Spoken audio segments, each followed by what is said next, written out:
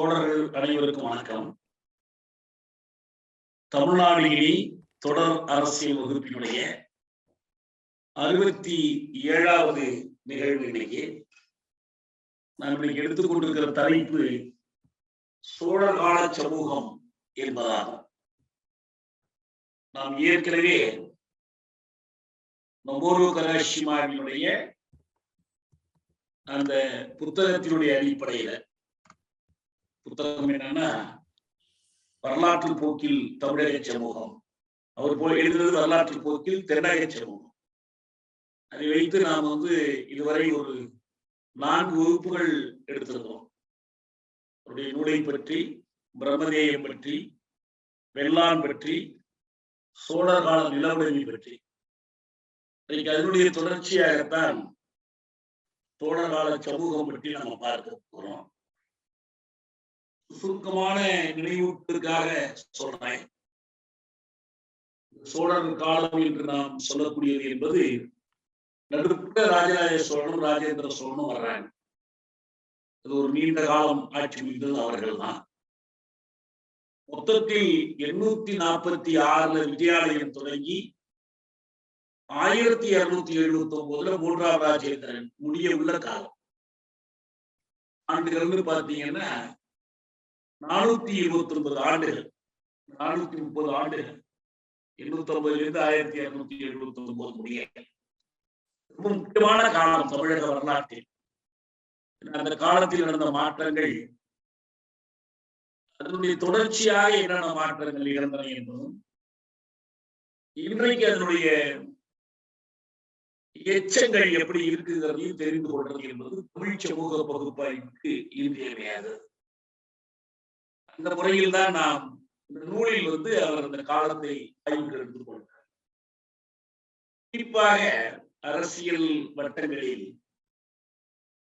ராஜராஜ சோழனை பற்றி தொடர்ந்து ஒரு விவாதம் உண்டு. ராஜராஜ சோழன் மாமன்னன், பேரரசன், தமிழ் பேரரசன், அப்புறம் ராஜராஜ சோழனுடைய ஆட்சி காலம், பொற்காலம், இது ஒரு பக்கம். அவருக்கு விழா எடுப்பது, கொள்வது, போற்றுவது. ஒரு சில குறைகள் இருந்தால் கூட அதற்கு அவர்களை பொருட்பார்க்காமல், அவங்களுடைய தஞ்சை பெரிய கோயில், அதே போல கங்கை கொண்ட சோழபுரம், ராஜேந்திர சோழன் கட்டிய கோயில், அவங்களுடைய படையெடுப்புகள், இதை பற்றி எல்லாம் ஒரு உரையாடல், கதையாடல் உண்டு. இன்னொரு பக்கத்தில் அதற்கு நேர் எதிராக இவர்கள் மக்களிடமிருந்து நிலத்தை பறித்தவர்கள், தீண்டாமை நடைமுறைப்படுத்தினார்கள், சாதி கொடுமைகளை அடைத்தார்கள். இப்படி 2 தரப்பும் வாதங்கள் முன்வைக்கப்படும். நான் நெடுங்காலமாகவே இந்த விவாதத்தை எந்த பக்கமும் கருத்து சொல்லாமல் கேட்டுக் கொண்டிருக்கிறேன். ஏன்னா சரியான சான்றுகள், தரங்களோடு பேசினாதான் இதில் நாம் ஒரு முடிவுக்கு வர முடியும்.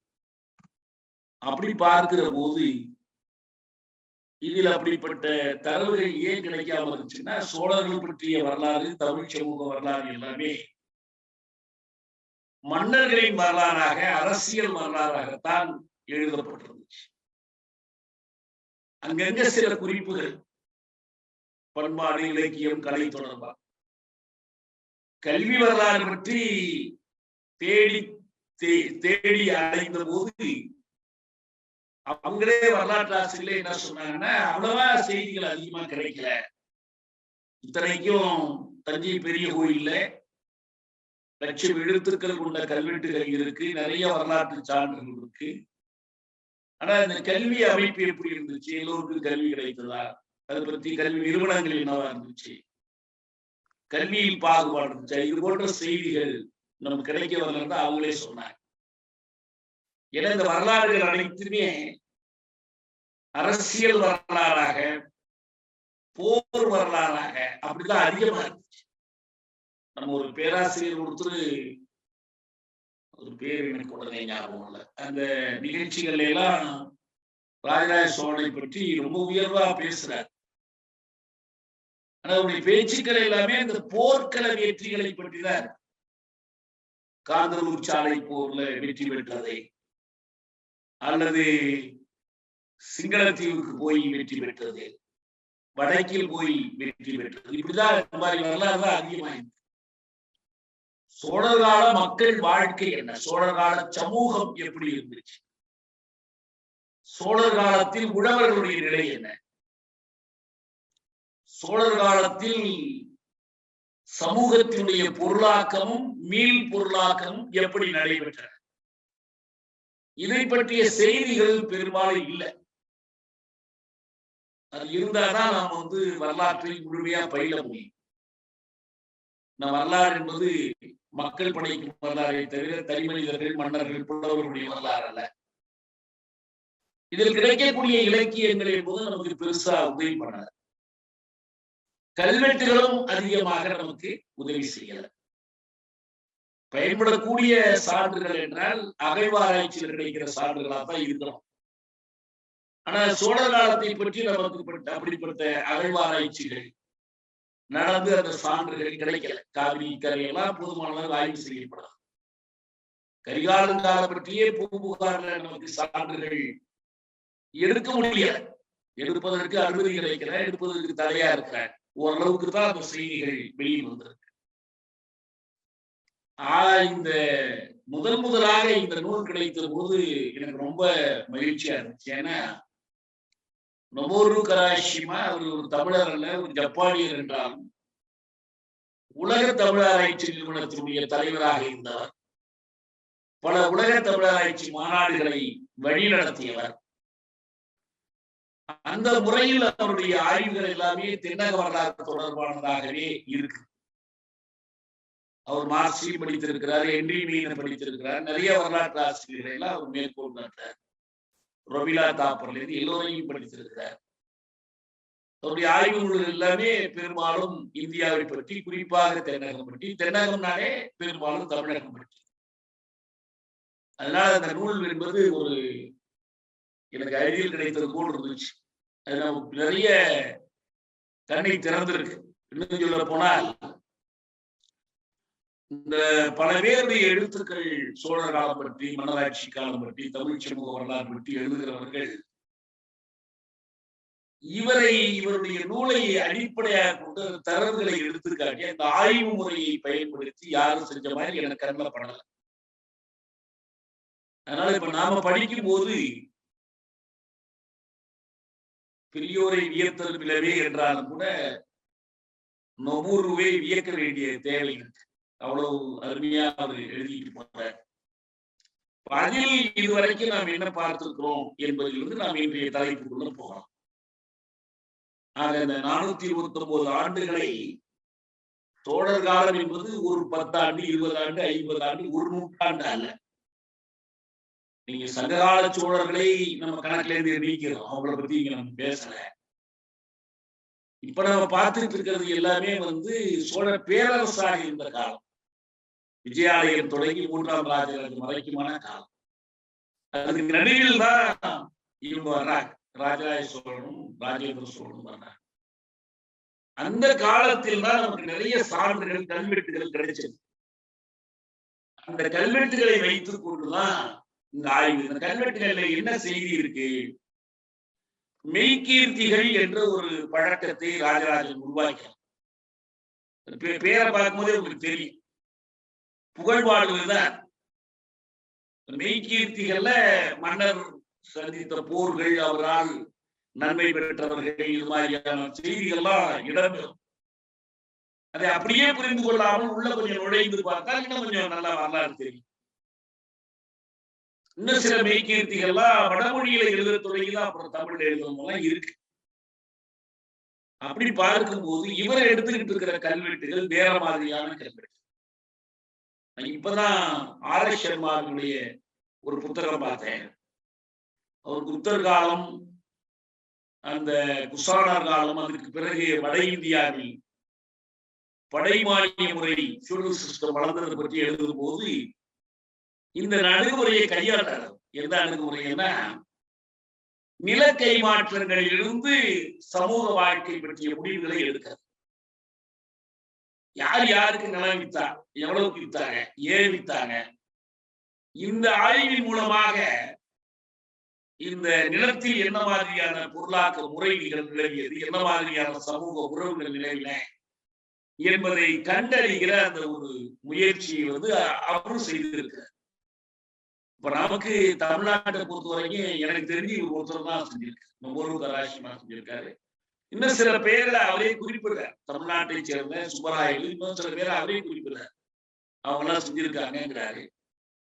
நீலகண்டன் அவரு கிருஷ்ணசாமி ஐயங்கார் போன்றவர்கள் கொஞ்சம் கொஞ்சம் அரைகுறையா செஞ்சிருக்கிறார். இந்த ஆய்வு முறையை பற்றி அவர் எடுத்த எடுப்பிலே நம்ம சொல்றார். இப்ப தொடர்ந்து நம்ம இந்த பாடங்களை புரிந்து கொள்வதற்கு அது உதவியாக 3 அடிப்படை வழிமுறைகளை அவர் சொல்றார். ஒன்று, இந்த கல்வெட்டை பற்றி அடுத்தவங்க எழுதுனத ஆதாரமா வைத்துக் கொண்டு ஆய்வு செய்வதில்லை.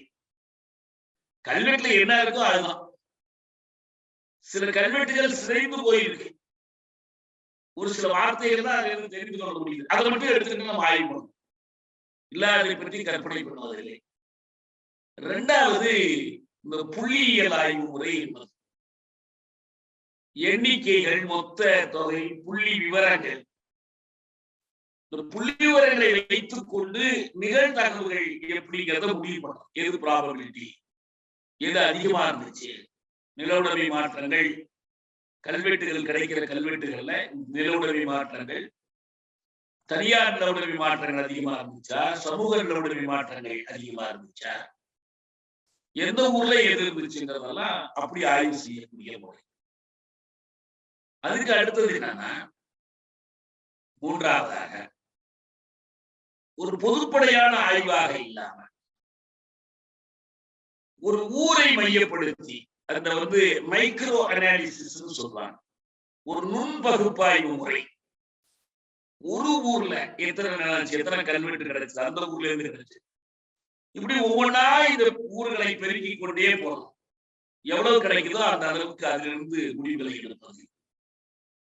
அதை அவசரப்பட்டு பொதுமைப்படுத்தாமல் இதற்கு மாறான யூகங்களையும் கணக்கில் எடுத்துக்கொண்டு அதிலிருந்து முடிவுகளுக்கு போறோம்.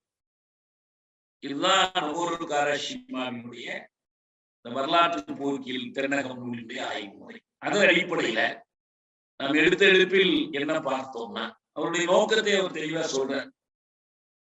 இந்திய சமூகம் குறித்து, அதன் ஒரு பகுதியாக தென்னக சமூகம் குறித்து நெடுங்காலமாக இருந்து வரக்கூடிய ஒரு நம்பிக்கை என்னன்னா, இங்கு மாற்றமே இல்லாத இந்த கிராமப்புற வாழ்க்கை இருந்தது. இந்த கிராமங்கள் தண்ணீரில் கிராமங்களாக இருந்தன. அப்புறம் தொடர்ந்து வெள்ளப்பெருக்கு, மலையிலிருந்து உருண்டு வருகிற வெள்ளப்பெருக்கின் காரணத்தினால இந்த நிலங்கள் சத்திழக்காமல் மீண்டும் மீண்டும் சத்தை பெற்று அப்படி வரக்கூடிய வெள்ளப்பெருக்கை ஒழுங்குபடுத்தி கழுங்கு அமைத்து கால்வாய் அமைத்து வயல்களுக்கு பாய்ச்சக்கூடிய ஒரு வேலையை அரசர்கள் செய்தாங்க. அவர்கள் போர் புரிய வேண்டிய தேவை இருந்ததுனால அந்த போர் புரிவதற்கும் இந்த வேலைக்குமாக அவங்க ஒரு ஓரியன்டல் டெஸ்பாட்டிசம், ஒரு கிழக்கத்திய கொடுங்கோலாட்சி வரலாட்சி முறை நிலவியது. இது போன்ற கருத்துக்களை மார்க்ஸ் சொல்லியிருக்கிறாரு. உண்மையிலே இந்த தன்னிறைவு கிராமங்கள் என்ற இந்த கருத்தாக்கம் உண்மையா என்பதை பற்றி அவர் ஆய்வு செய்கிறார். பகுதி அளவுக்கு உண்மையா இருக்கு, ஆனால் உண்மையாக இல்லை என்ற முடிவுக்கு ஒரு போறார். இப்ப இதை வைத்துக் கொண்டு அந்த கிராமத்துல அந்த எப்படி அது உழவர்கள் எப்படி இருந்தாங்க, தொழிலாளர்கள் எப்படி இருந்தாங்க, மற்றவை உழைப்பாளர்கள் எப்படி இருந்தாங்க, சோதிடம் சொல்லுகிறவர்கள், கணிப்புகள் தருகிறவர்கள், பூசாரிகள், இப்படி பலதரப்பட்ட மக்களுடைய வாழ்க்கை என்ன, வீடுகள் எப்படி இருந்துச்சு, குடியிருப்புகள் எப்படி இருந்துச்சு, இது எல்லாமே இந்த கல்வெட்டு ஆய்வின் மூலமாகவே அவர் ஆய்வு செய்து இது எல்லாத்தையுமே ஒரு கணினியின் உதவியோடு புள்ளி விவரங்களை தொகுத்து எது எப்படி இருந்திருக்கணுங்கிற அந்த ஆய்வை அவர் செய்தார். அப்ப அதுல முதல்ல எதை எடுத்துக்கிறாருன்னா ஒரு 2 ஊர்களை எடுத்துக்கொண்டார். சோழர் காலத்தில் குறிப்பாக அந்த முச்சோழர்கள், சரியா சொன்னோம்னா ராஜராஜ சோழர்களுக்கெல்லாம் முந்தைய காலத்தில், விஜயாலய சோழர்கள், பராந்தகன் மற்றவர்களுடைய காலத்தில். இதுல கூட இன்னொரு சிரமம் அவருக்கு என்ன இருக்குன்னா, அந்த கல்வெட்டுகள்ல என்ன பண்றாங்கன்னா, மன்னர்களின் பெயரை பதியாமல் அவருக்கு கிடைத்த பட்டங்களை பதிஞ்சிடறாங்க. பராந்தகன்னு போட்டுறாங்க, பரகேசரின்னு போட்டுறாங்க. பரகேசரிங்கிறது பல பேர் கொடுத்த பட்டமா, அவன் இவை யாரும் சரியா கண்ட முடியும். இது போன்ற பல கல்வெட்டுகளை வைத்துக் கொண்டு இந்த ஊர்கள் 2 வகையா இருக்குன்னு அவர் முடிவுத்தார். ஒரு வகை ஊர்கள் பிரம்மதேயங்கள், பல்வேறு பேர்ல இருக்கு. பிராமணர்களுக்காக நிலமையும் நிலத்தையும் ஊரையும் ஒதுக்கி கொடுக்கிறார். இந்த பிரம்மதேயங்கள் கோயிலுக்கு ஒதுக்கப்படுகிற தேவதானங்கள் அல்லது தேவதேசங்கள் வெவ்வேறு பேர்ல இருக்கு. ஊருக்குள்ள பார்ப்பனர்கள் குடியிருக்கிற பகுதியாக இருக்கிற அக்ரஹாரங்கள், இதெல்லாம் ஒரு வகையான ஊர்கள். பிராமணர்கள் மட்டும்தான் அந்த ஊர்ல இருப்பாங்கன்னு இல்லை, பிராமணர்களுக்கு தான் நிலம் சொந்தமா இருக்கும், அவர்களுக்கு கீழே மற்ற குடிகள் இருப்பாங்க. அதெல்லாம் இப்ப இந்த பின்னால் உள்ள ஆய்வில் அதெல்லாம் கொண்டுட்டு வர. இன்னொரு வகையான ஊர்கள் தான் அந்த வெள்ளான் ஊர்கள். சில தமிழாசிரியர்கள் வெள்ளான் வகை அப்படின்னு சொல்றாங்க. என்ன பேரெல்லாம் சரி, இந்த வெள்ளான் ஊர்கள், இந்த 2 வகையான ஊர்கள் இருக்கு. அதுக்கு உதாரணத்திற்கு 2 ஊர்களை எடுத்துக்கொண்டு அந்த 2 ஊர்களிலும் நிலமாற்றம் செய்து, நில உடவி மாற்றம் செய்து கல்வெட்டுகளை எடுத்து வைத்துக் கொண்டு ஒவ்வொரு ஆய்வு செய்தார். அப்படி ஆய்வு செய்யும் போது அவரு கிடைக்கக்கூடிய முடிவு நம்ம விரிவா பத்தி பார்த்தோம். பிரம்மதேயங்களில் பிராமணர்கள் ஒரு சபை வைத்திருந்தாங்க. பிராமண விளக்குகிறார்களை கொண்ட ஒரு சபை. கோயிலை பார்த்துக் கொள்வதற்கு ஒரு பருடை என்று ஒரு அமைப்பு வச்சு அதுக்கு நிலம் ஒதுக்கி வைத்திருப்பாங்க. அது மேற்பார்வையிடுவதற்கு. அப்புறம் தண்ணீர் பாசனம் இதெல்லாம் செய்து கொடுப்பதற்கான ஒரு ஏற்பாடு.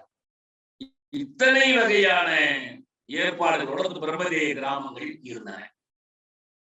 இன்னொரு பக்கத்தில் வெள்ளான் ஊர்கள் என்பவை ஊர் என்றே இருக்கும். ஊர்னு சொன்னா அந்த ஊர்ல இருக்கிற உழவர்கள் அவர்கள் சேர்ந்த அமைப்பு.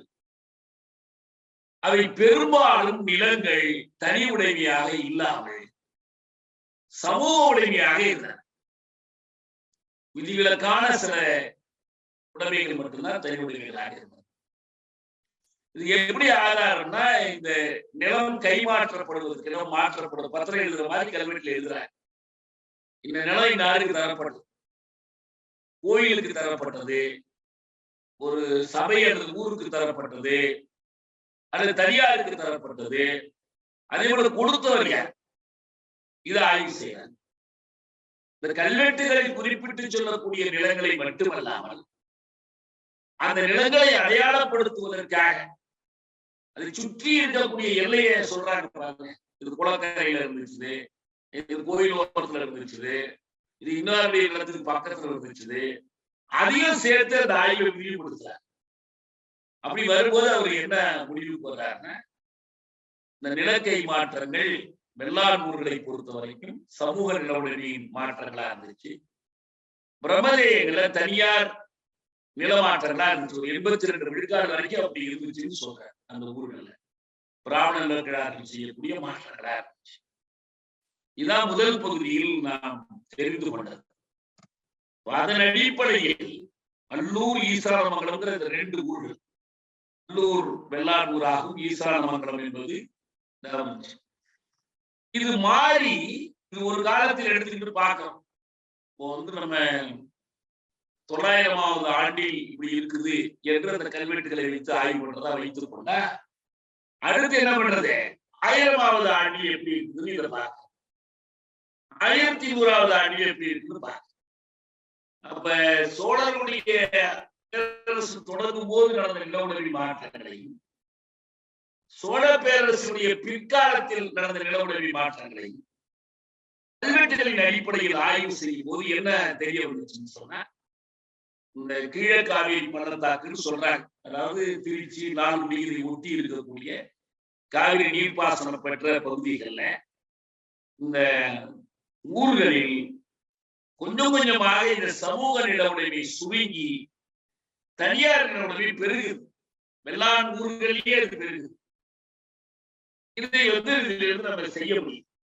சோழராட்சியின் இறுதி கட்டத்தில் தனி உடைமை பரவலாகிவிட்டது. பெருநிலக்கிழார்கள் தோன்றினார்கள்.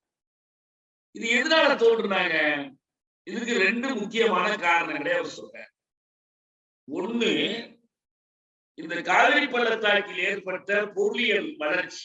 அந்த பொருளியல் வளர்ச்சி 2 வகையா ஏற்படும். அயல்நாடுகள் மீது படையெடுத்து செல்வங்களை கொண்டு வந்து சேர்க்கும் போது அந்த செல்வங்கள் இவர்களுக்கு பகிர்ந்தளிக்கப்படும். இந்த ஊர்கள்ல பகிர்ந்தளிக்கப்படும். 2வது காரணம் என்னன்னா, நீர்ப்பாசன ஏற்பாடுகளில் ஏற்படக்கூடிய மேம்பாடு. இவற்றின் காரணத்தினால் இந்த சமூக நிலவுடைமை சுருங்கி தனியார் நிலவுடைமை அதிகரிக்குது என்ற முடிவுக்கு ஒரு வர பெரும்பாலான வெள்ளாண் ஊர்களில் இன்னைக்கு தனியார் நிலவுடைமை என்பது முக்கிய இடம் இருக்கு. அந்த அது 3வதா ஒரு காரணம் சொல்றாரு. அது நமக்கு ரொம்ப முக்கியமானது. என்ன முக்கியமானதுன்னா, இந்த வரி கொடுக்கணும். பிரம்மதேய கிராமங்கள்ல வரி கொடுக்க வேண்டாம். அது இறையிலி. கோயிலுக்கு கொடுக்கப்பட்ட நிலத்துல வரி கொடுக்க வேண்டாம். அது இறையிலி. ஆனால் மற்றவர்கள் ஊரா இருந்தாலும் சபையா இருந்தாலும் அரசனுக்கு வரி கொடுக்கணும். அரசனுக்கு வரி கொடுப்பது நிலக்கிழாருக்கு ஒரு பங்கு. அதே போல் உழவு செய்யக்கூடிய உழைக்கிறவர்களுக்கான ஒரு பங்கு. இப்படி பங்கு பிரிக்கிற போது இந்த புதிய வாய்ப்புகள் என்ன பண்ணுதுன்னா, நில கைமாற்றங்களுக்கு இன்னும் சொல்ல போனால் ஊர்ல யாருமே நிலக்கிழார் இல்லைங்கிற நிலைமைக்கு மாறாக ஊரையே சொந்தமாக வைத்திருக்கிற நிலக்கிழார்கள் ஒரு ஊர் அல்ல, பல ஊர்களை 2-3 ஊர்கள் ஒருத்தருக்கு சொந்தமாக இந்த மாதிரியான நிலக்கிழமை முறைகள்லாம் வந்து சேரும். இது ஒருவேளை இந்த காவிரி கீழ்பள்ளத்தாக்கில் மட்டும்தான் இருக்குமா, வேற பக்கம் இல்லையா என்பதற்காக தொலைவா இருக்கக்கூடிய வேதாரண்யத்தில் நடந்த நில உரிமைகள் பற்றிய, நில பரிவர்த்தனைகளை பற்றி, நில பரிமாற்றங்களை பற்றிய கல்வெட்டுகளையும் ஆய்வு செய்தார். அங்கே இதே போன்ற நிலைமைதான் அங்க இருக்கு. இதை வைத்துதான் என்ன பண்றாங்கன்னா, நில உடைமை என்பது மாறுது. ஏற்கனவே கூட மன்னர் சாகுபடிக்காக கொடுத்து ஒரு காணி உரிமையை அனுபவிச்சாங்க. காணிங்கிற சொல்ல அப்படிதான் பயன்படுத்து. ஆனா காணி உரிமையில பரம்பரை உண்டு. நான் சாகுபடி பண்ண நிலத்தை என் பிள்ளை சாகுபடி பண்ணலாம், அடுத்தடுத்த ஆள் பண்ணலாம். இந்த காணி உரிமைகள் என்பது பரம்பரை உரிமையா இருந்தாலும் இப்ப என்ன ஆச்சுன்னா, அது வெறும் உடைமை உரிமையாக மட்டுமல்ல, அவர்கள் அதிகாரிகளாக செல்வாக்காக வாழக்கூடியவர்களாக மாறாங்க. காணி உரிமையாளர்கள் பிற்காலத்தில் பிரித்தானிய ஆட்சியோடு பிறகு ராஸ்தார்களாக மாறினாங்க. அப்ப இந்த பெருநிலக்கிழார்கள் தோன்றி அதிகாரிகள் மத்தியில பெருநிலக்கிழார்கள். ஏன்னா இவங்களுக்கு எல்லாம் என்ன சம்பளம் கொடுப்பாங்க? நம்ம ஐஏஎஸ் ஐபிஎஸ் நிறைய சம்பளம் கொடுக்குறாங்க. சோழர் காலத்துல ஐபிஎஸ் ஐபிஎஸ் மாதிரி இவங்கெல்லாம் அவர்களுக்கு சில பட்டங்கள் உண்டு. ஒரு முத்தரையன், இவர் பேரரையன், இவர் ராஜகுலவர். வெவ்வேறு சொற்களை பற்றிய ஒரு விரிவான சுவையான ஆய்வை அவர் செய்தார். யாராருக்கெல்லாம் என்ன மாதிரி பட்டங்கள் கொடுக்கப்பட்டுச்சு அப்படின்னு சொல்லி. அந்த மாதிரி அவர்களுக்கு என்ன கொடுப்பாருன்னா, மன்னர் என்ன கொடுப்பாரு, நில ஒதுக்கி கொடுத்தார். அதே போல போரில் அவர்கள் நடத்தக்கூடிய போர்களுக்கு அவங்க என்ன பண்ணுவாங்கன்னா, இந்த போரில் ஆட்களை சேர்த்து கொடுப்பவர்களுக்கு நிலம். இதுதான் உண்மையிலேயே ஃபியூடல் சிஸ்டம். நல்ல தமிழ்ல ரொம்ப நாளா என்ன பண்ணிட்டாங்கன்னா, ஃபியூடலிசம்னாலே நிலப்பிரபுத்துவம். அப்புறம் மார்க்சிஸ்ட் கட்சி தோன்றும் போது இது அரை நிலப்பிரபுத்துவம் அப்படியே தொடர்ந்து மொழிபெயர்த்துட்டே வந்தார். நீங்க சிபிஎம் ப்ரோக்ராம் எடுத்து பாத்தீங்கன்னா, அவங்க லேண்ட்லார்டிசம் ஒரு சொல்ல போட்டு போயிடுவாங்க. இந்த சிக்கல் வேண்டாமே. ஃபியூடலிசம் என்று ஐரோப்பாவில் நிலவிய அந்த முறை, ஆதி பொதுமை சமூகம், அடிமையுடைமை சமூகம், அதுக்கு அடுத்து வந்த சமூகம் தான் ஃபியூடல் சொசைட்டி. இந்த ஃபியூடல் சொசைட்டி என்பது போரில் ஈடுபடுகிறவர்களோடு தொடர்புடையது, போர் படையோடு தொடர்புடையது. நீங்க சீன புரட்சியுடைய வரலாற்றில் பாத்தீங்கன்னா, அவங்களுக்கு பேரே வார்லார்ட்ஸ். அவங்க ஒன்றும் லேண்ட்லார்ட்ஸ் கிடையாது. அது ஒரு செமி ஃபியூடல் சிஸ்டம், அரை பிரபுத்துவ அமைப்பு. நானும் அந்த பிரபுத்துவம் சொல்லத்தான் சொல்றேன். இப்ப இங்க சொன்ன மாதிரி அரைநில பிரபுத்துவ மாதிரி சீனாவில் சொன்னாங்க. சீனாவில் சொன்னதுனால தான் காப்பி அடிச்சிருந்தாங்க. வேற ஒண்ணு இந்தியாவை பத்தி தனியா ஆய்வு பண்ணி எல்லாம் கண்டுபிடிச்செல்லாம் அவர் சொல்லல. சீன புரட்சியின் போது அவங்க சொன்னாங்க, இது அரை காலனி, அரை நிலப்பிரபுத்துவ நாடு, செமி கரோலியல், செமி ஃபியூடல்னாங்க. சீனா மாதிரி நம்ம ஒரு புரட்சி நடத்தணும்னு ஆசைப்பட்டாரு தோழர். உடனே இந்தியாவும் அரை காலனி, அரை பிரபுத்துவ நாடுன்னு சொல்லிட்டாரு. வேற ஒண்ணும் அதுக்கு ஒண்ணும் பெருசா ஆழமான ஆய்வுகள் யாரும் செய்யல. அவங்க பேர் போர் பிரபுக்கள் கிடையாது, வார்லார்ட்ஸ். இப்ப இங்க அந்த மாதிரியான சோழ மன்னர் ஒருத்தர் ஒரு பேரரசர் போர் நடத்துறாருன்னா அவருக்கு கீழே எவ்வளவு தளபதிகள், எவ்வளவு படைப்பிரிவுகள், எவ்வளவு சிப்பாய்கள் எல்லாரும் கொண்டு போய் அரண்மனையில கேம்ப் அடிச்சா வச்சிருக்க முடியாது. அவங்க அங்கங்கே பல பகுதிகளில் அவங்க ஆட்சி நடத்தி கொண்டிருப்பாங்க. இது தனியார் நில உடனே வளர்க்கு. இந்த அமைப்பு இருக்க படைமானிய முறை என்பது உண்மையான படைமானியம். சோழர் காலத்தில் இருந்ததுன்னா உண்மையான படை வளர்ந்தது. சோழர் காலத்துல தொடக்கத்திலே இல்லை, ஆனா வளர்ந்தது. அப்ப இப்படி எல்லாம் கிராமப்புறங்களில் இந்த காரணங்களினால் தனியார் நில உடைமை வளர்ந்தது என்ற அளவில் நமக்கு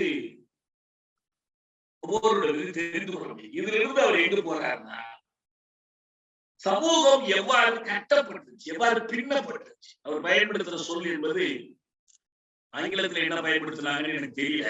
தமிழ்ல சமூக ஒருங்கிணைப்பு என்று மொழிபெயர்த்திருக்காரு. நம்ம சமூக ஒழுங்குன்னு சொன்னா சமூக அமைப்பு அல்லது சமூக ஒழுங்கு, சோசியல் ஆர்டர். இந்த சமூக ஒழுங்கு எப்படி இருந்தது என்பதைத்தான் அடுத்து அவர் எடுத்துக்கொண்டு ஆய்வு செய்கிறாரு. அதுல நமக்கு என்ன தெரியணும்னா, நான் வேறு சில நூல்களையும் இப்ப அண்மையில படிச்சேன். என்னன்னா, மனித சமூகம் என்ன மாதிரியான சமூக ஒழுங்குகளை கடந்து வந்திருக்கு அப்படின்னு சொல்லும் போது, இந்த ஆதி புதுமை, அடிமை உடைமை, இந்த நிலக்கிழாரியம், முதலாளித்துவம், சோசியலிசம், அப்புறம் புதிய புதுமை. இப்ப என்ன சொல்றாங்கன்னா, ஆதி பொதுமை மனித குலம் முழுவதற்கும் பொதுவான மாற்றம் இல்லை.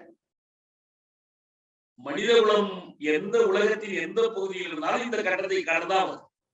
இன்னும் சொல்ல போனால் மனித குலம் மிக அதிக மிக நீண்ட காலம் வாழ்ந்ததே ஆதி பொதுமை அமைப்புலதான். பொதுவுடைமை சாத்தியமானு கேட்கிறவங்க நான் சொல்றது, அது ஒண்ணுதான் சாத்தியமா இருந்துச்சு உலகத்துல. ஆயிரக்கணக்கான ஆண்டுகள் இருக்கு. முதலாளித்துவத்துக்கு ஆயிரக்கணக்கான ஆண்டுலாம் ஆயிரல, சோசியலிஸ்டுக்கு 100 ஆண்டே வரல. ஆனா ஆதி பொதுமை அமைப்பு தான் மிக நீண்ட காலம் நிலவி. அது உலகம் எல்லா மனித குலத்துக்கு முழுவதற்கும் பொதுவான.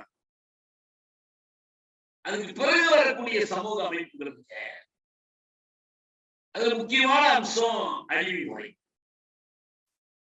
அந்த அடிமை முறையில நிறைய பால பேதங்கள், ரோமானிய அடிமை முறைக்கும் அல்லது வேறு நாடுகளுடைய அடிமை முறைக்கும், கால்நடைகளை மாதிரி விலைக்கு வாங்கி கொண்டு போய் பயன்படுத்தக்கூடிய சேட்டர்னு சொல்லக்கூடிய அந்த மாதிரியான அடிமை முறை இருக்கு. இன்னும் சாதி ரீதியா அடிமைப்படுத்துவது. மார்க்ஸ் பொறுத்த வரைக்கும் கூலி தொழிலாளியோட கூலி அடிமைன்னு வர்ணிப்பார், வேஜ் ஸ்லேவரின்னு சொல்றார். அப்ப இந்த ஸ்லேவ் ஓனிங் சிஸ்டம் வெறும் அடிமை முறை மட்டுமல்ல, அடிமை உடைமை முறை.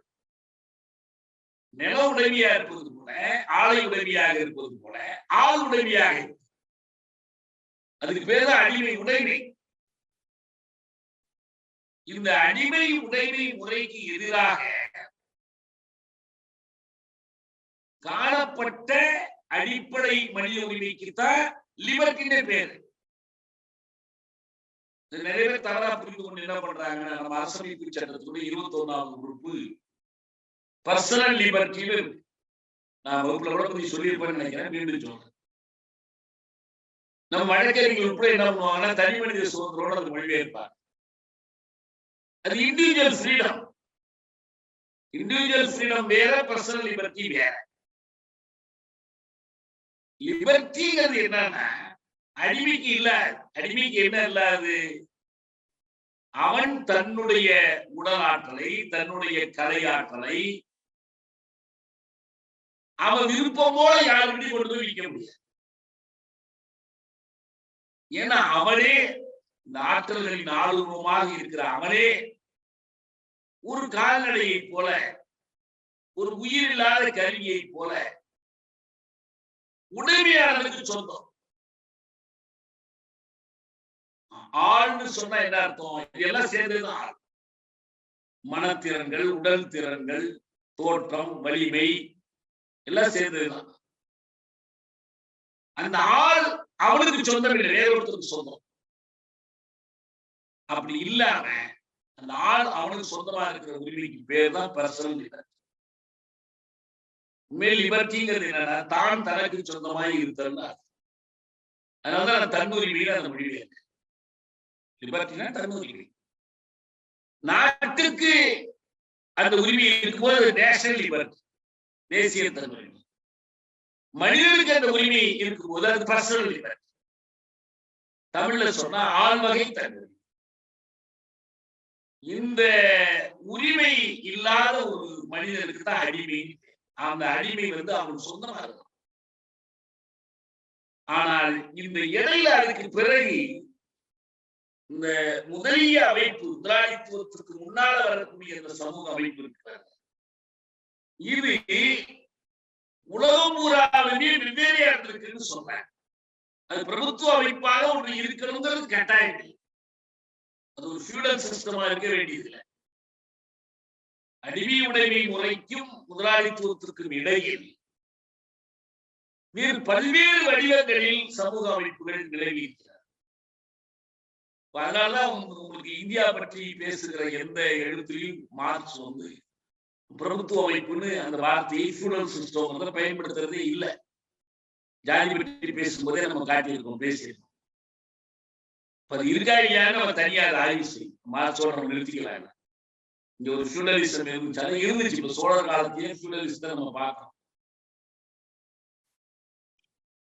அது மாதிரி நம்ம நேரடி தரவுகள், உண்மைகளை அடிப்படையாக வைத்தான் தரவுகள் இருந்தால் அந்த முடிவுகளை நம்ம எடுக்கலாம்.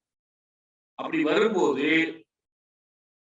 இங்க நம்ம நொபோரு அவருடைய ஆய்வில் மிகச்சிறந்த பகுதி என்னன்னா, இந்த சமூகத்தின் தேக்க நிலை என்ற கருதுகோளை அவர் மறுப்பது மட்டுமல்ல, அவருடைய ஆய்வில் தேக்க நிலையே கிடையாது. சோழர் காலம் பொற்காலமா இல்லையா? சோழர் காலம்னு சொன்னா போதாது. சோழர் காலம்ங்கிறது இத்தனை ஆண்டுகள் நீண்டு சென்ற ஒரு காலம். 430 வருஷத்துல ஏறி இப்ப என்ன நடந்துச்சு? அது எப்படி மலர்ந்து படிமலர்ச்சி கண்டு இன்னொரு கட்டத்திற்கு வந்துருச்சு. இப்ப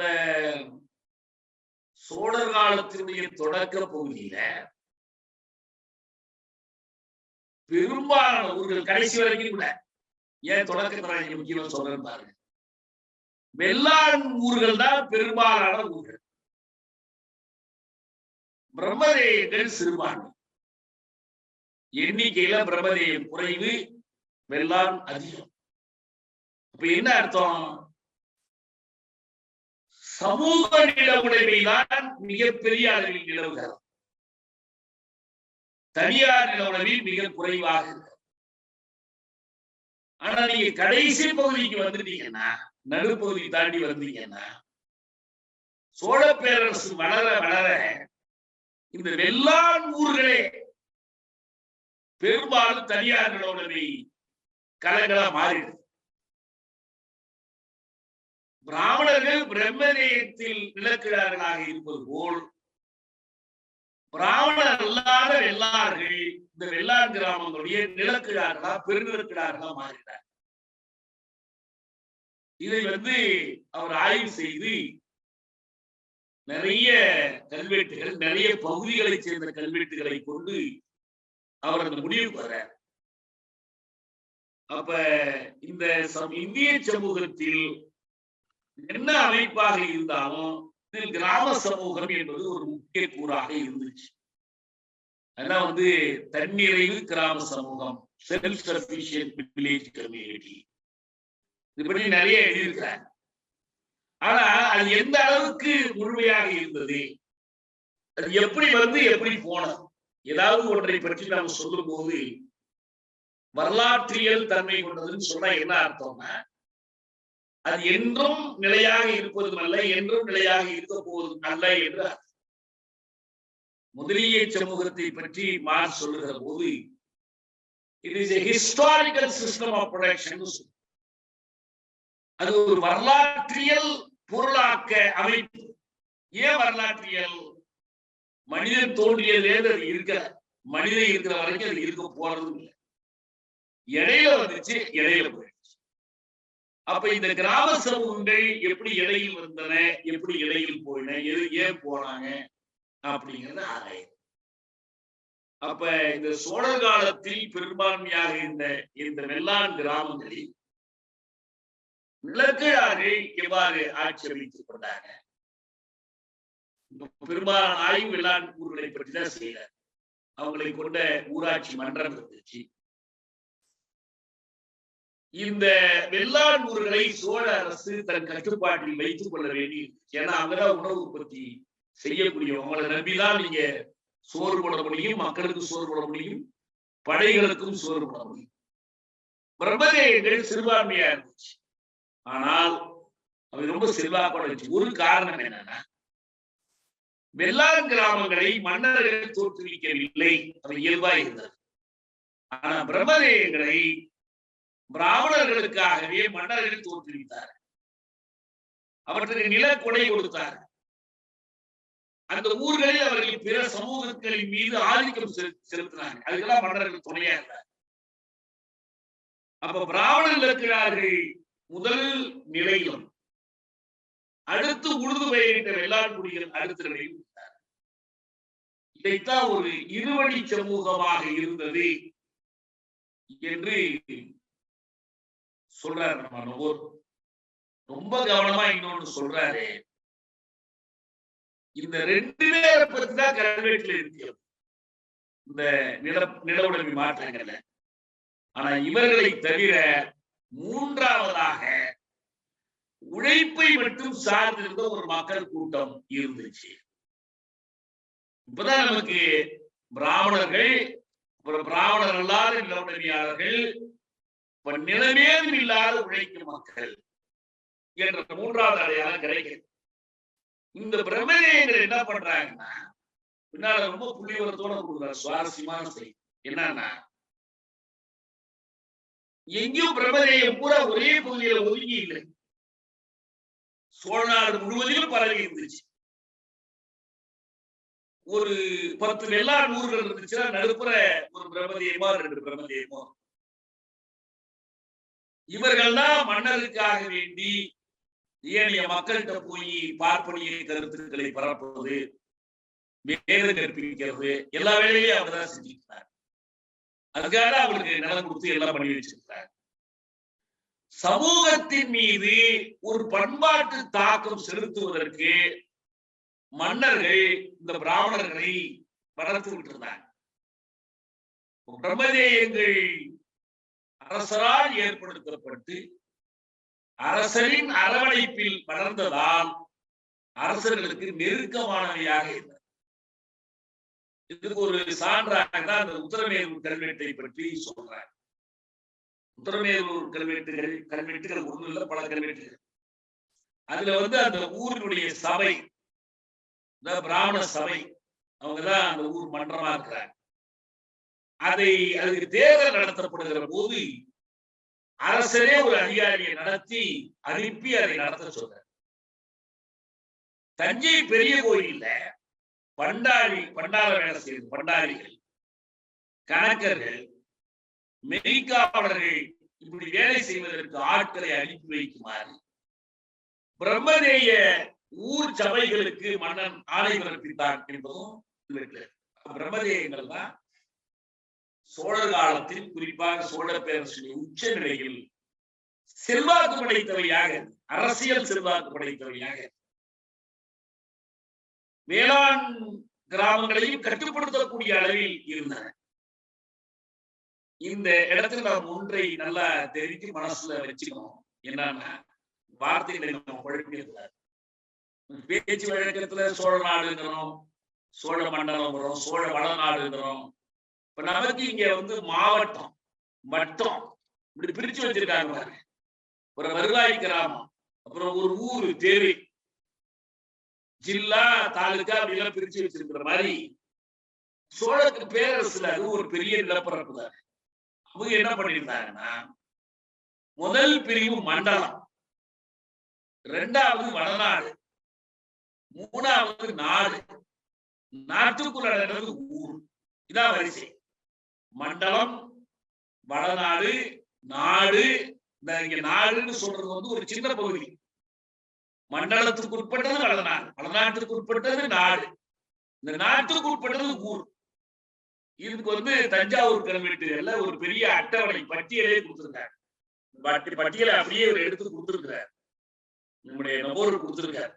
நான் பொறுமையா ஒவ்வொரு ஊரா படிச்சு பார்த்தேன். ஏன்னா நமக்கு தெரிந்த பகுதி எப்படி எல்லாம் பிரிச்சிருக்கிறாங்க.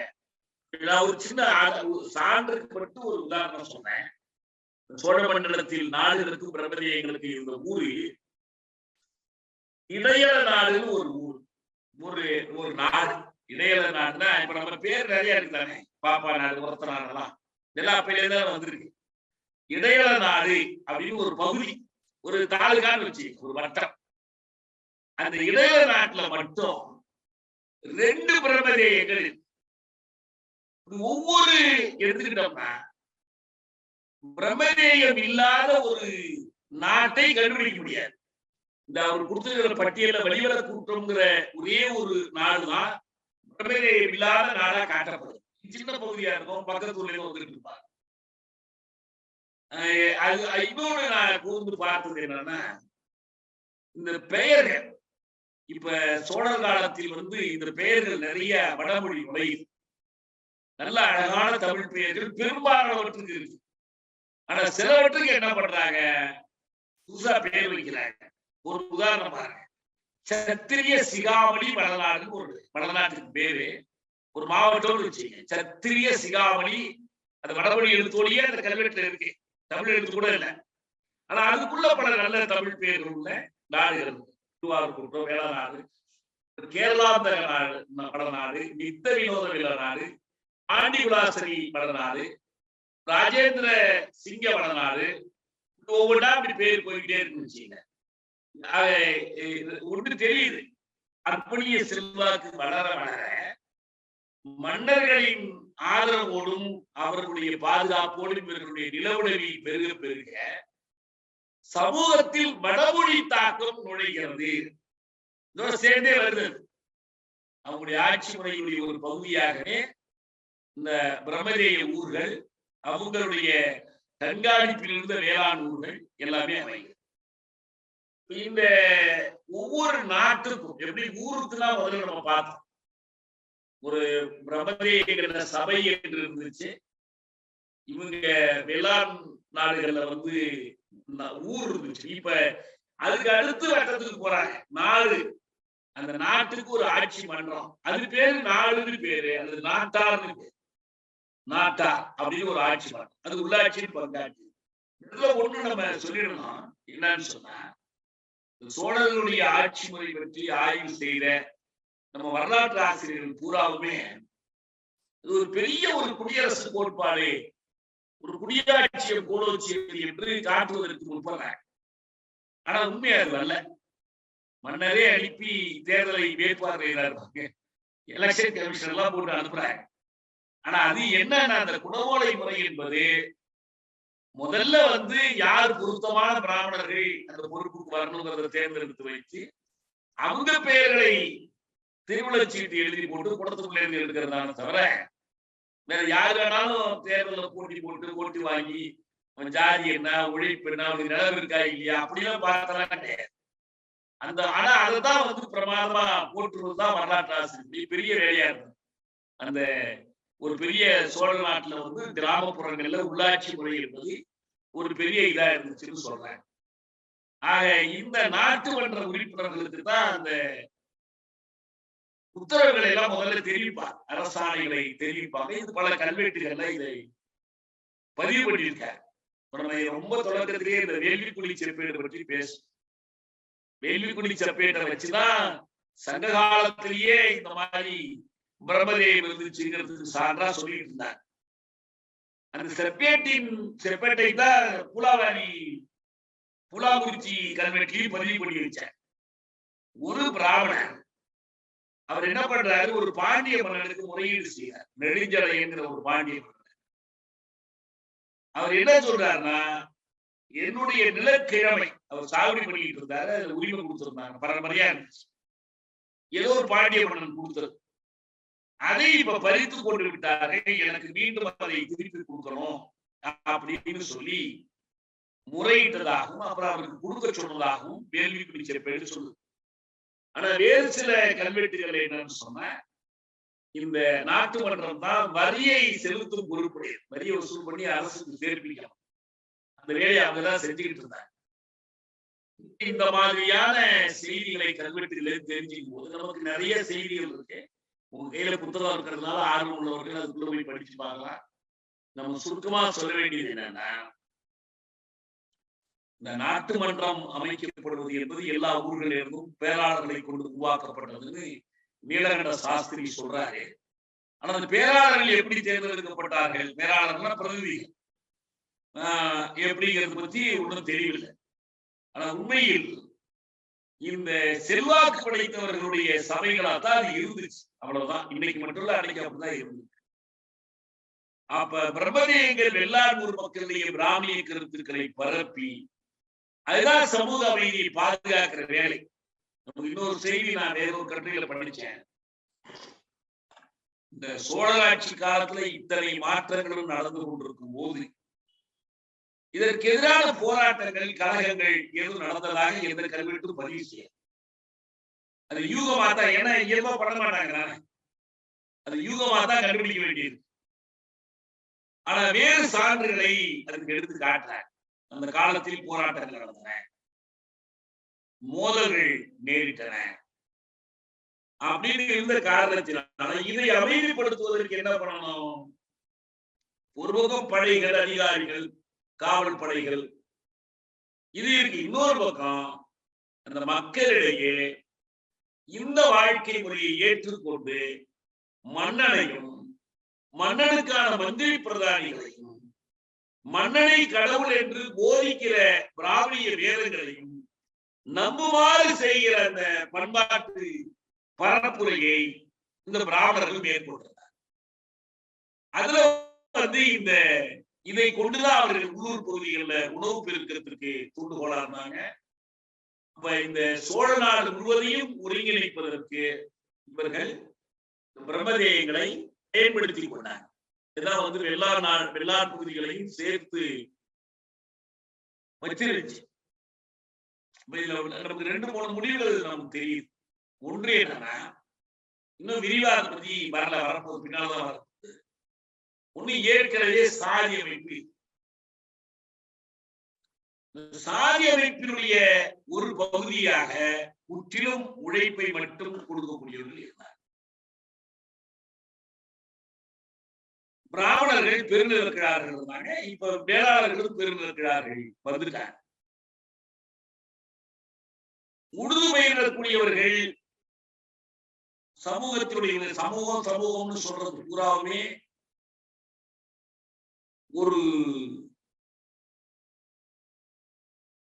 தீண்டப்படாத மக்களை, ஒதுக்கப்பட்ட மக்களை நீக்கி அந்த மைய சமூகத்துல தான் சொல்றேன். அதுதான் ஊர் சமூகம் என்பது. எல்லாமே எப்படி தொடங்கியது என்னங்கிறது பற்றி தனியா நம்ம ஆய்வு பண்ணலாம். ஆனா இப்போதைக்கு இந்த கிராம சமூகமாக இருந்தார்கள். எல்லோரும் தாங்களே விளைவித்தார்கள், தாங்களே பங்கிட்டு கொண்டார்கள், தாங்களே பகிர்ந்து கொண்டார்கள் என்ற கருத்துக்கள் எல்லாம் சில ஆசிரியர்களுடைய கருத்துக்கள், கிருஷ்ணசாமி ஐயங்கார், நீலகண்ட சாஸ்திரி எல்லாம் எழுதுறாங்க. ஆனா முதல்ல இந்த வில்லேஜ் கம்யூனிட்டி என்ற சொல் புழக்கத்திற்கு வந்தது பிரித்தானியருடைய காலத்துலதான். எதுக்கு அது வந்துச்சுன்னா, நான் ஏற்கனவே சொன்னேன், பிரித்தானிய ஆட்சியாளர்கள் அவருடைய மாவட்ட ஆட்சியாளர்களுக்கு கலெக்டர்கள் பேர். இப்பயும் கலெக்டர் தான் பேர். பெரிய கலெக்டர் வேலை பாக்குறியாமா? கலெக்டர் என்ன அர்த்தம்? கலெக்டர்னா வசூல் தண்டுதல் என்று. நாங்க சின்ன பிள்ளைகள் கூட இந்த தமிழ்ல மொழிபெயர்க்கும் போது கலெக்டருக்கு தண்டல் நாயகம்னு மொழிபெயர்க்கும். இப்பதான் அவர் ஆட்சியர், ஆட்சி தலைவர். தண்டல் நாயகம் பில் கலெக்டர் மாதிரி அவர் ஒரு கலெக்டர், அவ்வளவுதான். அவர் அதே வேலையை தான் செய்யறாரு. கிண்டல் பண்ணுவாங்க, பெரிய பில் கலெக்டர்னா பெரிய கலெக்டர், வெறும் பில் கலெக்டர். ஆனா எல்லாம் ஒரே வேலை தான். இவரு ஒரு சின்ன இடத்துல வசூலிப்பார், ஒரு பரந்த இடத்துல வரி வசூல் பண்ணி கொடுத்தார். அப்படி வசூல் பண்றதுக்கு ரொம்ப சுலபமான ஒரு வழி இருக்குதுன்னு சொல்லி கவர்னர் ஜெனரலாக வந்த சார்லஸ் டி மெட்காவ் அப்படிங்கிறவர் சொன்னார். ஏன்னா அவங்களுக்கு ஒரே குறி என்னன்னா, இங்கிருந்து எவ்வளவு முடியுமோ அவ்வளவு சுரண்டிட்டு இருப்போம். ஒண்ணு நேரடி கொள்ளை, இன்னொன்னு இந்த வரி கொள்ளை. இந்த வரி எப்படி வசூலிக்கிறது? அவர் சொன்னாரு, நம்ம ஒருத்தர் கேட்க வேண்டாம். இங்க வந்து கிராம சமூகங்கள் இருக்கு, வில்லேஜ் கம்யூனிட்டிஸ் இருக்கு. அங்க போனா நம்ம மொத்தமா என்ன வேணுமோ அதை வாங்கிடும். இந்த கிராம சமூகங்கள் எப்படி இருந்துச்சுன்னா, ஒவ்வொன்றும் ஒரு குடியரசு. கிராம சமூகங்கள் குட்டி குடியரசுகள், தேவையான அனைத்தையும் தங்களுக்குள் அவை பெற்றிருந்தன. நான் சொல்றேன், அதான் இந்த கிராம சமூகங்களை பற்றி சொல்லிட்டு இருந்தேன். ஒரு பிரித்தானிய கவர்னர் ஜெனரல் மெட்காவுங்கிறவரு அதை பத்தி குறிப்பிடுறாரு. ஒவ்வொன்றும் ஒரு குட்டி குடியரசு என்று அவர் சொல்றார். அதாவது அவங்களுக்கு தேவையானதெல்லாம் அவங்களே கிடைக்கும், அவங்க நிர்வாகத்தை அவங்களே பார்த்துக்குவாங்க அப்படிங்கிற மாதிரி ஒரு குட்டி குடியரசுங்கிறார். ஆனால் அப்படி ஒரு குட்டி குடியரசு அது இல்ல அப்படிங்கிறது தான் இவர் நொபோரு சொல்றார். அங்க பல தேவைகள் இருந்தன, எல்லாவற்றையும் அவர்கள் நிறைவு செய்ய முடியவில்லை. ஒரு குடியரசு நாட்டுக்குரிய தகுதி இருக்கு பாருங்க, எல்லாரும் ஓர் நிறை, எல்லாரும் இந்நாட்டு மக்கள், அப்படிலாம் அங்க இல்லைன்னு சொன்ன. ஒரு முக்கியமான காரணம் என்னன்னா சாதி அமைப்பு தான். மார்க்சுக்கு சாதி அமைப்பு தெரிந்திருந்தது, ஆனால் அது ஒரு உழைப்பு பிரிவினையாக அவர் பார்த்தார். உழைப்பு வெவ்வேறால் வெவ்வேறு வேலையை செய்யலாம், அதை பரம்பரையா கத்து கொடுத்துடலாம். கல்லாமல் குலவிச்சை பாகம்படும். அதனால இது ஒரு தொடர்ச்சியான அமைப்பா இருக்கு. அதனால இதுல போட்டி, இதை மாற்றணும், இதுல ஒரு போராட்டம், இதெல்லாம் இடம் இல்லாம இருக்கு. அதுதான் தேக்கநிலை சமூகம் என்ற கருத்துக்கு வழி செய்தது. அதை மறுத்து இந்த கிராமங்களில் நிலவிய நில உடைமை பற்றி, பொருளியல் சமூகத்தன்மை பற்றி, கிராம தன்னிறைவு பற்றி, உழவர்கள் மற்ற வகுப்பார் எப்படி அங்க இருந்தாங்கிறது பற்றி இதை பல அறிஞர்கள் ஆய்வு செய்திருக்கிறார். பேட்டன் பாவெல்ங்கிறவரு இந்த கிராம சமூக கருத்தை மறுத்திருக்கிறாரு. நான் ஏற்கனவே சொல்லியிருக்கேன், இர்ஃபான் ஹபீப் எழுதியிருக்கிறாரு, EMS எழுதியிருக்கிறாரு. போதிய செய்திகள் அன்றைக்கு போய் கிடைக்கல மார்க்சுக்கெல்லாம் அப்படின்லாம் சொல்றாங்க. இன்னொன்னு என்னன்னா, மார்க்சை பொறுத்தவரை சமூகவியலை பகுப்பாய்வு செய்கிற போது அவர் அடிக்கடி ஒரு எச்சரிக்கை கொடுத்தார். என்னன்னா, உண்மைகளை போக்குகளாக புரிந்து கொள்ள வேண்டும். டெண்டன்சி சமூக அறிவியல்ல வந்து குத்துக்கள் மாதிரி ஒன்றை புரிந்து கொள்ளக்கூடாது ஒரு செய்தியை. அப்ப என்ன அர்த்தம்? ஒரு பொருளியல் தளத்துல வளங்கள் கூடும் போது விலை குறைகிறது அப்படிங்கிறது ஒரு டெண்டன்சி. வேண்டல் கூடும் போது விலை உயர்கிறது என்பது இன்னொரு டெண்டன்சி. ஆனா இந்த இரண்டு போக்குகளும் அங்காடியில் மோதி இறுதியா வருகிறது எதுவோ அதுதான் விலையா இருக்கும். கிராம சமூகங்கள் தன்னிறைவு கிராமங்களாக இருப்பது என்பது ஒரு சமூக உண்மை. அப்படி ஒன்னே இல்ல, ஏதோ ஒரு கற்பனையா சொல்லிட்டாங்கிறது இல்ல. ஆனால் அந்த உண்மையையும் மற்ற உண்மைகளையும் சிந்தசைஸ் பண்ணணும், ஒன்னா இணைக்கணும். இணைத்தால்தான் நமக்கு இறுதி உண்மை கிடைக்கும். மார்க்சுக்கு அந்த வாய்ப்பு அன்னைக்கு இல்லை. அவர் தன் கையில் தனக்கு தெரிய வந்த ஒரு உண்மையை பதிவு செய்கிறார், சொல்லிட்டு போயிறார். இப்படி பல அறிஞர்கள் சொல்லி இருக்கிறாங்க. அதுல நொபோருவினுடைய பெரிய சிறப்பே என்னன்னா, இதை இந்த கல்வெட்டுகளின் துணை கொண்டு நுழைந்து ஆராய்ற சமூக நிலவுடைமை நிலவியதா இல்லையா, அந்த ஆய்வு செய்யும் போது நமக்கு தேவையான முக்கியமான சில முடிவுகள் நமக்கு கிடைக்குது.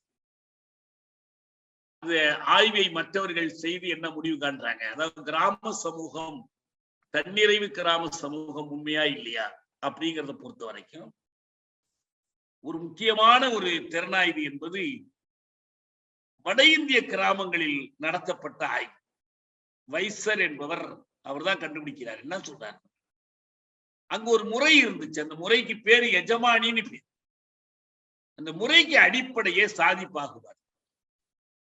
உள்ளூர் மக்கள் சமூக பொருளியல் கூட்டு சார்பு தன்மை பெறுவார்கள், ஆனா ஜாதி வாரியால் பிரிச்சுவாங்க.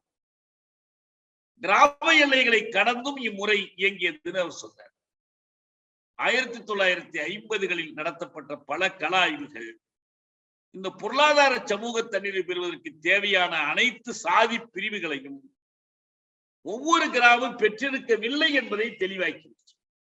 ஒரு கிராமத்துல எல்லா ஜாதிகளும் இல்ல, பல ஊர்கள் அடங்கிய வட்டாரங்கள் அளவிலேயே பல சாதிகளிடையே தொழில் பகிர்வு என்பது இருந்தது. அதனால குட்டி குடியரசு என்ற கருத்து மறுதளிக்கப்பட்டது.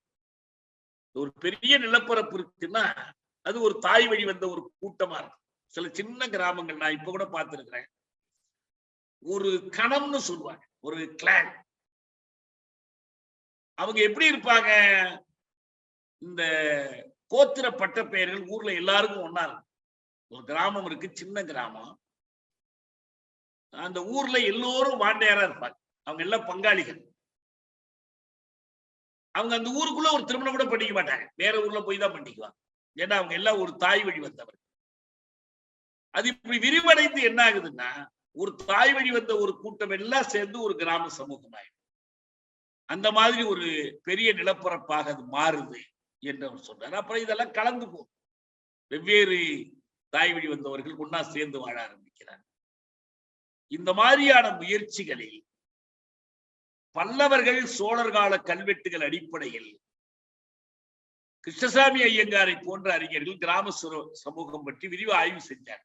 ஆனால் இந்த ஆய்வுகள் தேக்கரடை சமூக கொள்கை குறித்து ஒத்த கருத்தையோ எதிர்ப்பையோ தெரிவிக்க முற்படவில்லை. ஏன்னா இவங்க எல்லாருமே எதுல குறியா இருந்தாங்கன்னா,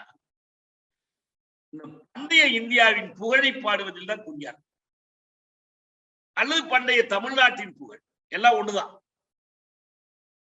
அன்னைக்கு எப்படி இருந்தோம் தெரியுமா, அதுக்குதான் இவங்களுடைய ஆய்வுகள் வழி செஞ்சு. அதுல இருந்த கொடுமைகள், ஒடுக்குமுறைகள், தீங்குகளை பற்றிய ஆய்வாக அது இல்லை. அது மாதிரி ஆய்வு நடத்தப்படல. அப்படி ஒரு ஆய்வை இந்த நூலில் நொபோரோ மேற்கொள்றார். அதுக்காக அவர் என்ன செய்யறாருன்னா, சில கல்வெட்டுகளை எடுத்துக்கொண்டார். தஞ்சை பெரிய கோயில்ல கிடைத்த 2 பெரிய கல்வெட்டுகள், கங்கை கொண்ட சோழபுரத்து கோயில்ல கிடைத்த ஒரு கல்வெட்டு. இந்த கல்வெட்டுகள் அடிப்படையில், இந்த கல்வெட்டுகளில் குறிக்கப்படுகிற ஆண்டுகள் இவற்றை ஆராய்கிறார்.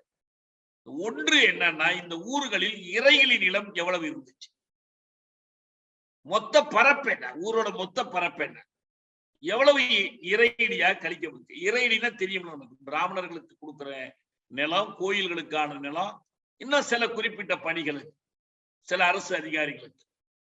அந்த விவரங்கள் இந்த கல்வெட்டுல கிடைக்குது. அப்புறம் நிலவரி செலுத்த வேண்டிய பரப்பு எவ்வளவு என்று பார்க்கிறார். அடுத்து ரொம்ப முக்கியமான ஒரு ஆய்வு என்னன்னா, நிலவரியாக எல்லாரும் நெல்லுதான் கொடுப்பாங்க. சில ஊர்கள் பவுன் தங்கத்தை கொடுக்குது, பொன்னாக கொடுக்குது.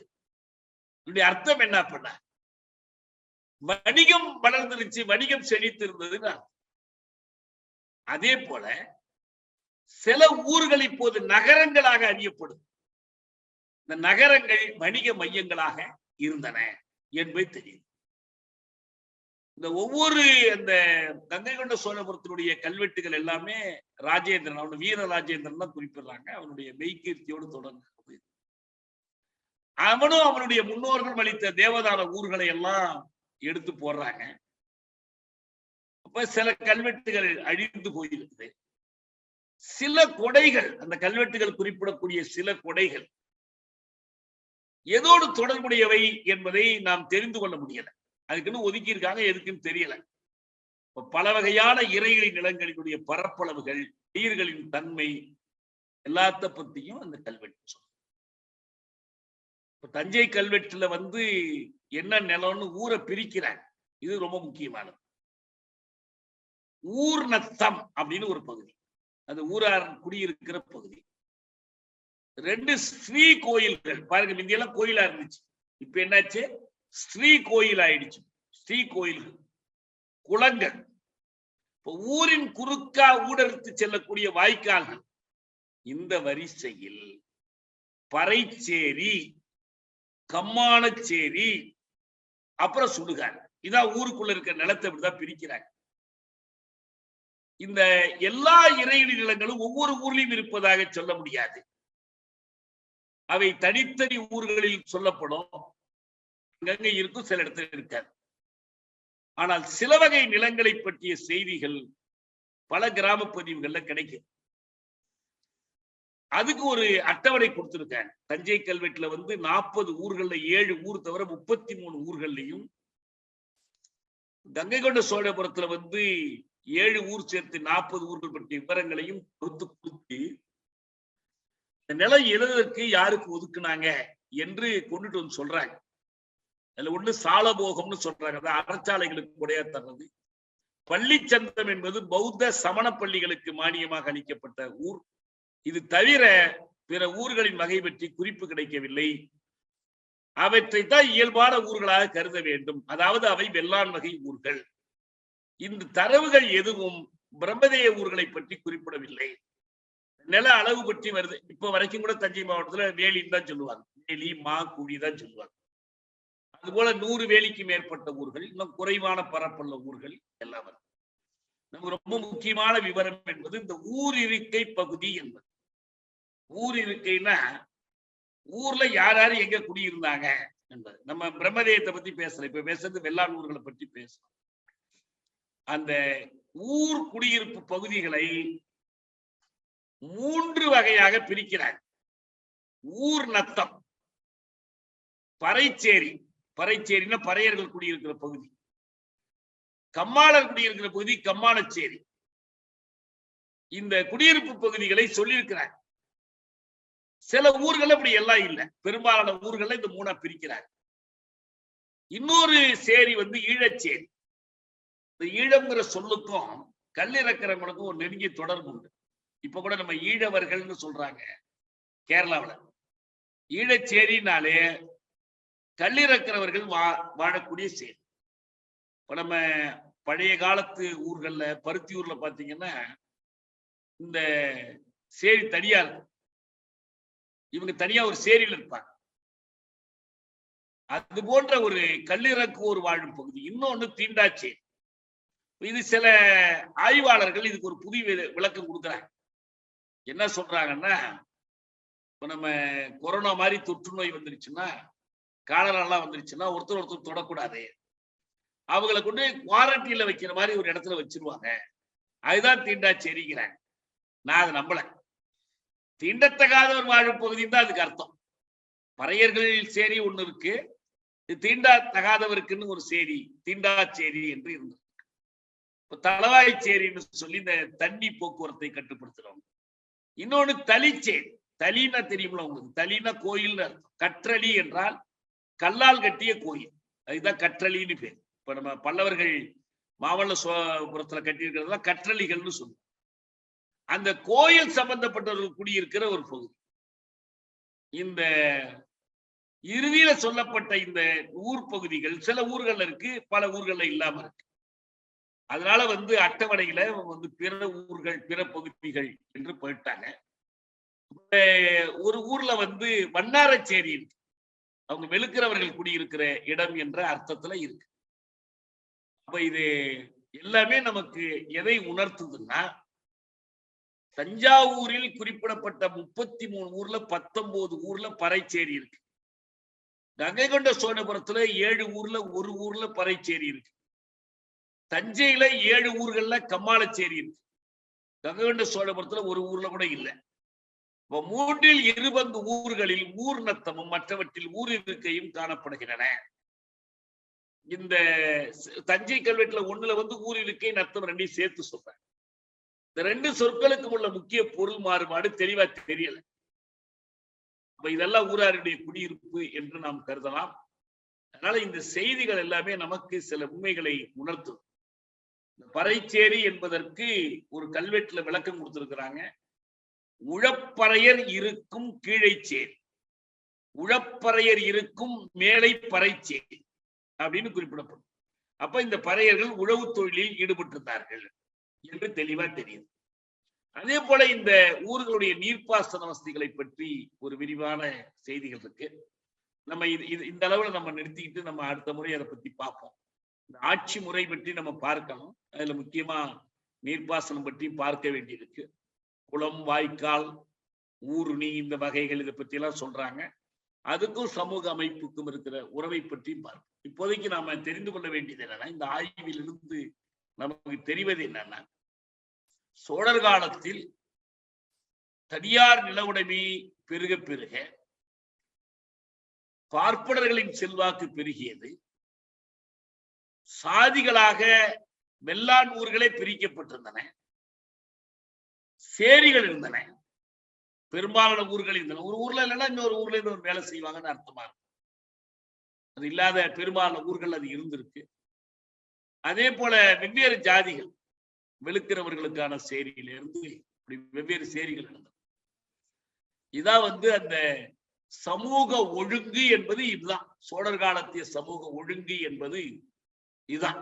இது ராஜராஜ சோழன் கால, ராஜேந்திர சோழன் காலத்திய கல்வெட்டுகள் தான் நம்ம பார்த்த முக்கியமான கல்வெட்டுகள். தஞ்சாவூர்லயும் கங்கை கொண்ட சோழபுரத்திலையும் பார்த்த கல்வெட்டுகள். இந்த உண்மைகள் நமக்கு தெரிய வருகிறது. இதுக்கு மேல் நம்ம என்ன தெரிஞ்சுக்கணும்னா, இந்த சோழர் காலத்திய ஆட்சி முறை பற்றி தெரிந்துக்கணும்.